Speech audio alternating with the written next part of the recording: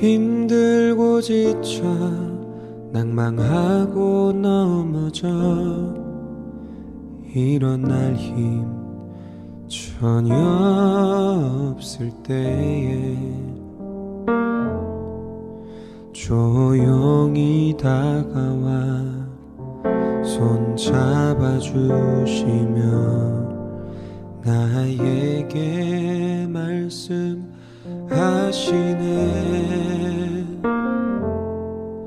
나에게 실망하며 내 자신 연약해 고통 속에 눈물 흘릴 때에 옷자국 난 그 손길 눈물 닦아주시며 나에게 말씀하시네.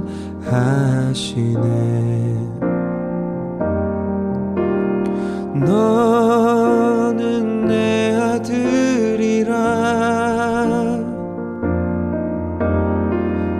오늘날 내가 너를 낳도다. 너는 내 아들이라 나의 사랑하는 내 아들이라 언제나 변함없이 너는 내 아들이라 나의 십자가 고통 내 산의 그 고통으로 내가 너를 낳았으니 너는 내 아들이라 오늘날 내가 너를 낳도다. 너는 내 아들이라 나의 사랑하는 내 아들이라 너는 내 아들이라 오늘날 내가 너를 낳도다.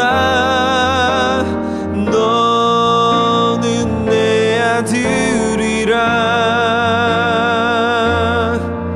나의 사랑하는 내 아들이라 나의 사랑하는 내 아들이라 나의 사랑하는 내 아들이라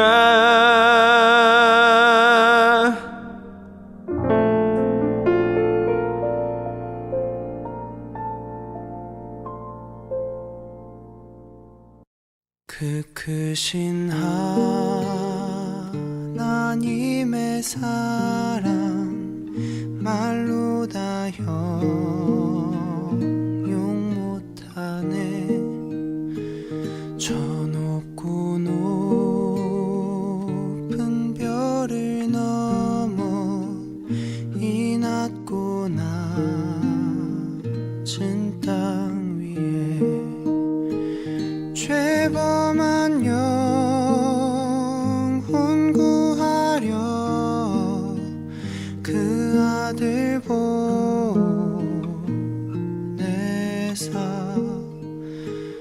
화목제로 삼으시고 죄 용서하셨네.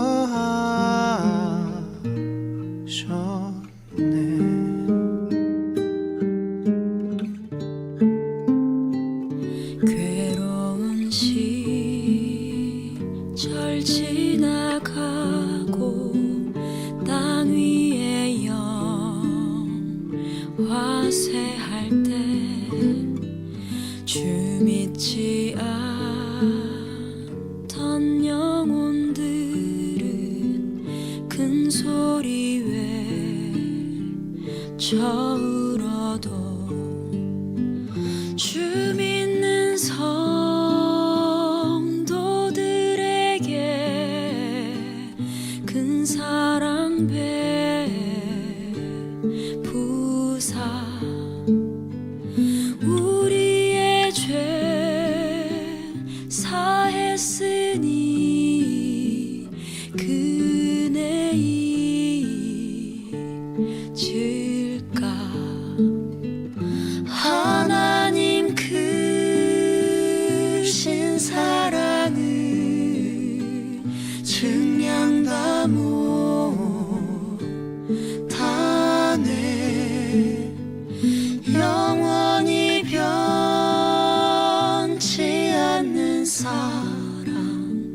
성도여 찬양하세.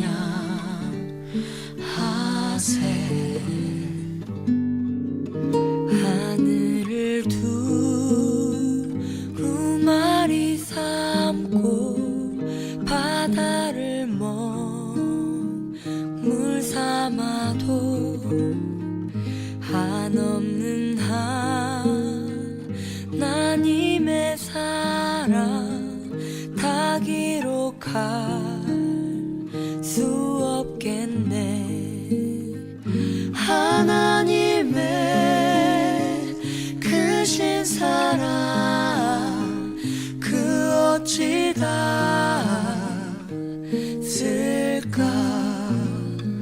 저 하늘 높이 쌓아도 채우지 못하리. 하나님 크신 사랑은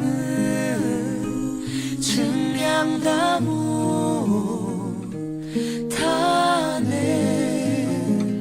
영원히 변치 않는 사랑 성도여 찬양하세.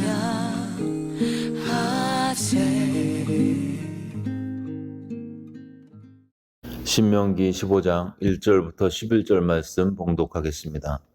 맺힐 년 끝에는 면제하라. 면제의 규례는 이러하니라.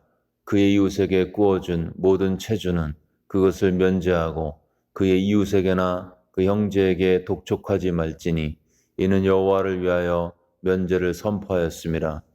이방인에게는 내가 독촉하려니와 내 형제에게 구워진 것은 내 손에서 면제하라. 내가 만일 내 하나님 여호와의 말씀만 듣고 내가 오늘 내게 내리는 그 명령을 다 지켜 행하면 내 하나님 여호와께서 내게 기업으로 주신 땅에서 내가 반드시 복을 받으리니 너희 중에 가난한 자가 없으리라. 내 하나님 여호와께서 내게 허락하신 대로 내게 복을 주시리니 내가 여러 나라에 구워줄지라도 너는 꾸지 아니하겠고 내가 여러 나라를 통치할지라도 너는 통치를 당하지 아니하리라. 내 하나님 여호와께서 내게 주신 땅 어느 성읍에서든지 가난한 형제가 너와 함께 거주하거든 그 가난한 형제에게 내 마음을 완악하게 하지 말며 내 손을 움켜쥐지 말고 반드시 내 손을 그에게 펴서 그에게 필요한 대로 쓸 것을 넉넉히 구워주라. 삼가 너는 마음에 악한 생각을 품지 말라. 곧 이르기를 일곱째 해 면제년이 가까이 왔다 하고 내 궁핍한 형제를 악한 눈으로 바라보며 아무것도 주지 아니하면 그가 너를 여호와께 호소하리니 그것이 내게 죄가 되리라. 너는 반드시 그에게 줄 것이요 줄 때에는 아끼는 마음을 품지 말 것이니라. 이로 말미암아 내 하나님 여호와께서 내가 하는 모든 일과 내 손이 닿는 모든 일에 내게 복을 주시리라. 땅에는 언제든지 가난한 자가 그치지 아니하겠으므로 내가 내게 명령하여 이르기를 너는 반드시 내 땅 안에 내 형제 중 곤란한 자와 궁핍한 자에게 내 손을 펼지니라. 아멘.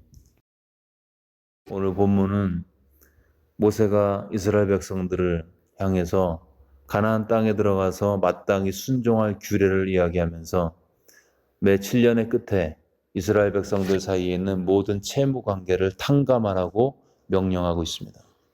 여러분, 채무를 탕감하는 것은 쉬운 결정이 아니죠. 우리가 어떤 사람에게 큰 돈을 빌려주고 시간 지나면서 그거 안 갚아도 됩니다. 이렇게 말한다는 것은 나로서는 굉장한 대가를 지불하는 결정이죠. 특별히 돈은 생존과 밀접한 관련이 있기 때문에 매우 어렵습니다. 근데 놀랍게도 이런 채무 탕감의 명령에는 하나님의 포괄적인 약속이 기록되어 있습니다. 너희들이 그렇게 형제의 채무를 탕감하면 내가 너의 삶과 함께하여서 내가 하는 모든 일과 너의 손이 닿는 모든 일 가운데 복을 줄 것이다. 약속하고 있습니다. 나는 형제의 빚 탕감이라는 한 가지 일에 순종했는데 하나님께서는 그분의 놀라운 지혜와 지식과 능력 가운데 내 삶 가운데 개입하셔서 전천으로 보상하시고 축복하신다는 약속이 그런 순종 가운데 약속되어 있습니다. 이러한 놀라운 약속이 있지만 그러나 여전히 쉽지 않은 이 채무 탕감의 결정, 또 우리가 성도로서 내가 가진 것들을 남에게 나누고 베풀고 관대한 삶을 살고 때로는 나를 허비하면서 살아가는 이 순종의 삶에 있어서 본문은 몇 가지 중요한 포인트들을 우리에게 이야기하고 있습니다. 첫 번째 포인트는 돈보다 사람이 중요하다. 돈보다 사람이 매우 매우 매우 중요하다. 여러분, 돈은 수단이죠. 사람은요? 사람은 하나님의 형상으로 만들어진 존귀한 존재 자체입니다. 수단보다 중요한 것은 하나님의 형상의 존재죠. 사회적 기능을 전혀 감당하지 못해도 사람은 사람이라는 그 존재 자체만으로 존귀한 자입니다. 왜냐하면 그가 하나님의 형상으로 창조되었기 때문에. 우리가 생각하는 가장 형편없어 보이는 그런 사람도 하나님 보시기에 또 우리가 보기에 매우 매우 존귀한 자입니다. 왜요? 그가 하나님의 모습으로 지어졌기 때문에. 오늘 본문에 있는 빚진 자, 늘 빚에 쪼들리고 눌리고 치이고 두려워하는 그 사람도 매우 매우 존귀한 자입니다. 왜요? 그가 하나님의 형상으로 창조되었기 때문에. 돈보다 사람이 중요한 이유, 그것은 그 사람 안에 하나님의 형상, 하나님의 모습, 하나님의 성품, 하나님의 이미지가 있기 때문입니다. 그러니까 가난한 형제 도와주거나 빚 탕감하는 거 어려울 때, 그럴 때 나는 지금 하나님을 섬기고 있다, 이렇게 생각하면 쉽습니다. 늘 채무의 고통 가운데 사는 게 굉장히 괴롭거든요. 여러분도 빚 져보셨죠? 빚 지면은 빚진 죄인이라고 빚에 눌리게 되어 있습니다. 쫓기면서 그렇게 살게 되는 거죠.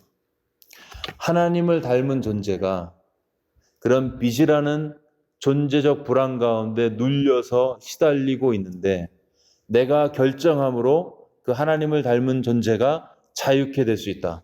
그러면요, 상대적으로 쉽게 결정할 수 있습니다.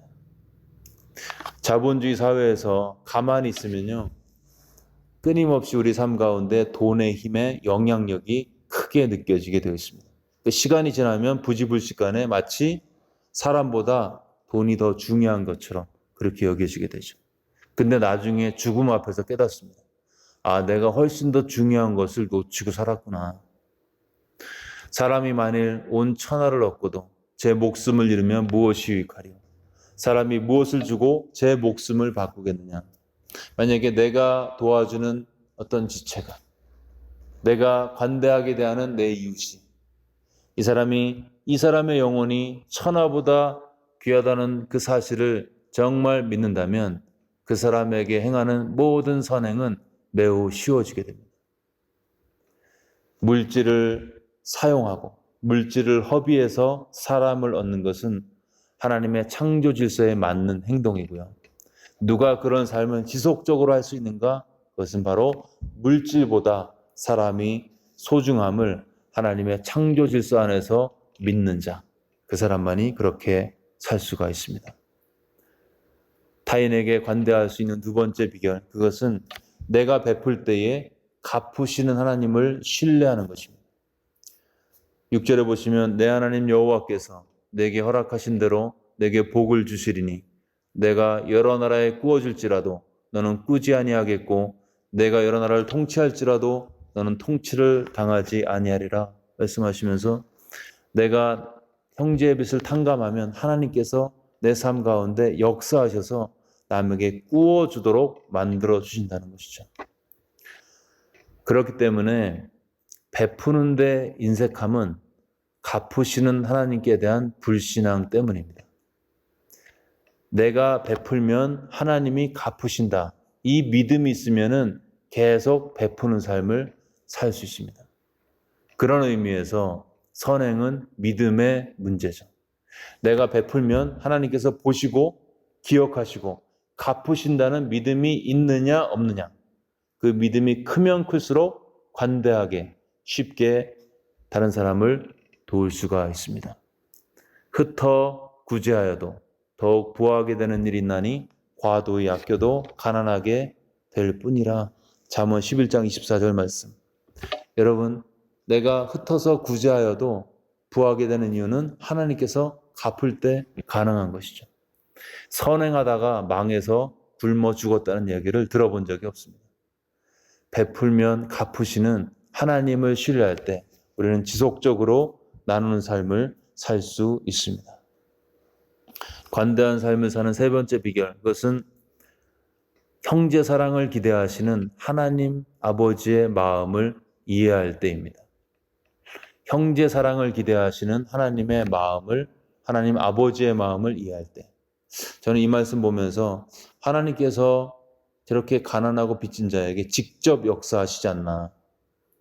광야에서 만나를 내리신 것처럼 기적을 베푸실 수 있는데 왜 굳이 이스라엘 백성들이 돕기를, 탕감하기를 기대하시는가? 아마도 하나님께서는 이스라엘 백성들 사이에 사랑의 교통을 기대하셨던 것 같습니다. 하나님께서 다 주시면 심플하고 깔끔하지만 하나님께서는 굳이 사람들이, 이스라엘 백성들이 서로 나누기를 기대하신 거죠. 마치 돈 많은 아버지가 있고 어려움에 처한 둘째 아들이 있는데 상대적으로 부유한 첫째 아들이 둘째 아들에게 베푸는 것을, 나누는 것을 보면서 흐뭇해 하시는 아버지의 그 모습, 그 이미지, 그게 떠오르죠. 그리고 그 아버지는 첫째 아들에게, 둘째를 도와준 첫째 아들에게 더 많은 것을 공급해 주시는 자상한 아버지. 오가는 물질 속에서 그들의 사랑이 싹트고 교류가 일어나고 증폭되어지고 하나가 되고 그 관계적 즐거움 속에서 공동체가 만들어져 나가는 것. 그것이 어쩌면 주님이 굳이 직접 역사하시지 않고 하나님의 백성들이 서로 돕기를 기대하시는 이유일 수도 있겠다. 형제가 동거함이 어찌 그리 선하고 아름다운고. 주님의 그 마음이 드러난 표현이죠. 우리가 믿음으로 서로 돕기를 시작할 때 주님이 우리 마음을 기쁘게 하시고 기쁘게 받으시고 우리 삶 가운데 역사하신다는 것입니다. 남에게 관대할 수 있는 네 번째 비결, 그것은 내가 누리는 모든 것들이 내 것이 아니고 받은 것이라는 부채의식, 청지기의식이 있을 때입니다. 이스라엘이 가나안에 들어갔을 때 아무것도 가지고 가지 않았습니다. 어떤 분이 이 미국에서 자기도 힘든데 남을 계속 돕고 있어서 제가 물어봤습니다. 어떻게 본인도 힘든데 남을 그렇게 열심히 돕냐고 그랬더니 웃으면서 이렇게 얘기합니다. 목사님, 저는 미국 올 때 아무것도 가지고 온 게 없습니다. 그러면서 웃었어요. 생각해보면 우리가 모태에서 가지고 나온 게 없습니다. 다 맨몸으로 나왔죠. 다 받은 것입니다. 원래 내 것이라고 생각하면 나누는 게 아깝죠. 근데 나도 받은 것이라고 생각하면은 나누는 거 기꺼이 할 수 있습니다. 내가 가지고 있는 모든 것들, 나의 집도, 나의 가정도, 내가 입고 있는 옷도 다 하나님께서 주신 것이죠. 내가 마시는 공기도 하나님이 공짜로 주신 것입니다. 머리털보다 더 많던 내 죄도 예수의 피로 공짜로 용서받았습니다. 하나님 나라의 상속자도 무료로 되었습니다. 내가 한 것이 아무것도 없습니다. 다 받은 것입니다. 이렇게 생각하면 우리는 남에게 관대해질 수가 있습니다. 요즘 감사하게도 많은 분들이 나누는 삶을 살고 계십니다. 꼭 우리가 물질로 나눌 필요도 없습니다. 내가 가진 그 무엇인가로 나눌 수 있습니다. 나의 재능과 나의 시간, 나의 따뜻한 말 한마디, 내가 나눈 카톡의 메시지, 이런 것들을 통해서 내가 내 지체에게 위로가 되고 무엇인가를 나눌 수 있다면, 그의 짐을 가볍게 할 수 있다면 그것은 하나님의 창조 질서에 맞는 그런 순종이고 그러한 성도의 삶 가운데 교통 속에서 하늘아버지는 너무나 기뻐하고 계실 것입니다. 남의 도움이 꼭 필요 없을 정도로 부유한 사람도 없습니다. 아무것도 나눌 것이 없을 만큼 가난한 사람도 없습니다. 오늘의 빈자가 내일 부유하게 되기도 하고 오늘의 부자가 내일 망할 수도 있습니다. 만일 우리 공동체가 하나님의 사랑 안에서 이러한 나눔을 순종하고 실천할 때에 우리 안에 물질적, 정신적, 영적인 궁핍은 사라지게 될 것이고 이러한 교회의 사랑의 모습 안에서 세상은 주님의 영광을 보게 될 것입니다. 돈보다 사람이 중요하다는 생각, 형제에게 베푸는 것이 하나님께 꾸이는 것이라는 믿음, 내가 내 형제에게 나누기 시작할 때 하늘아버지가 그것을 바라보시면서 흐뭇해 하신다는 확신, 그리고 내가 가진 모든 것들이 나의 존재조차도 내 것이 아니고 받은 것이라는 청지기 사상, 이러한 마음들을 품고 살아갈 때 삶의 현장에서 가장 작은 것 하나라도 나누는 삶을 살 수가 있고요. 그렇게 살게 될 때 하늘 아버지의 마음은 흡족하게 되고 또한 내가 하는 모든 일과 내 손이 닿는 모든 일에 하나님의 진정한 축복을 누릴 수 있습니다. 이러한 은혜가 우리 삶 가운데 함께 하시기를 주의 이름으로 축원합니다.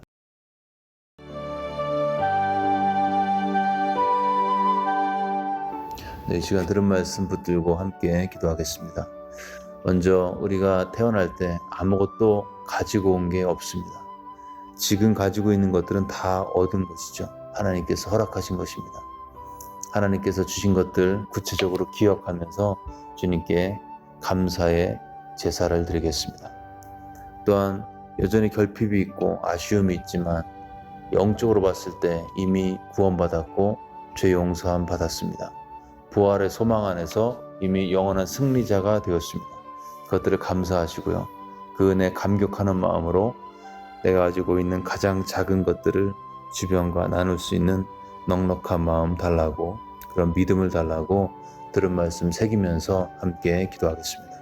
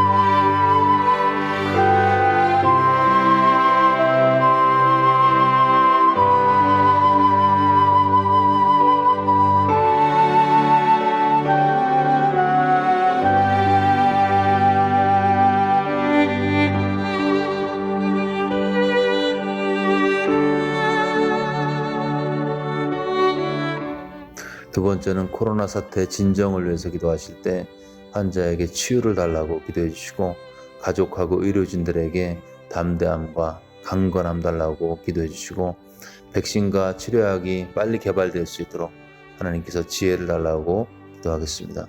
그리고 스테이 앳 홈 오더가 이제 1단계부터 풀렸는데 앞으로 환자 발생이 계속 줄어들어서 2단계, 3단계로 이어질 수 있도록 위해서 기도하겠습니다.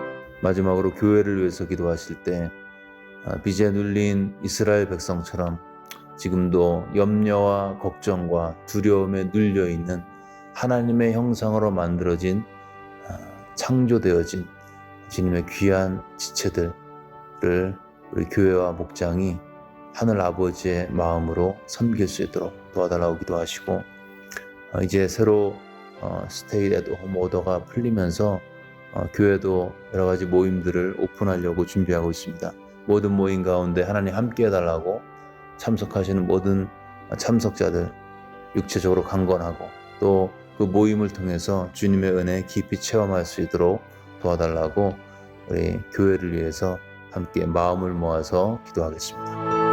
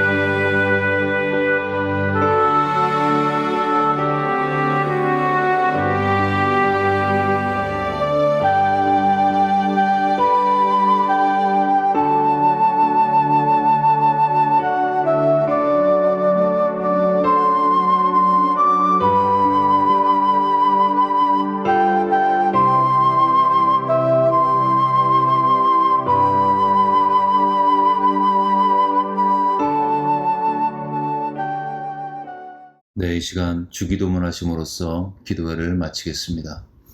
하늘에 계신 우리 아버지여, 이름이 거룩히 여김을 받으시오며 나라가 임하옵시며 뜻이 하늘에서 이루어진 것 같이 땅에서도 이루어지이다. 오늘날 우리에게 일용할 양식을 주시옵고 우리가 우리에게 죄 지은 자를 사하여 준 것 같이 우리의 죄를 사하여 주시옵고 우리를 시험에 들게 하지 마시옵고 다만 악에서 구하시옵소서. 나라와 권세와 영광이 아버지께 영원히 싸움나이다. 아멘.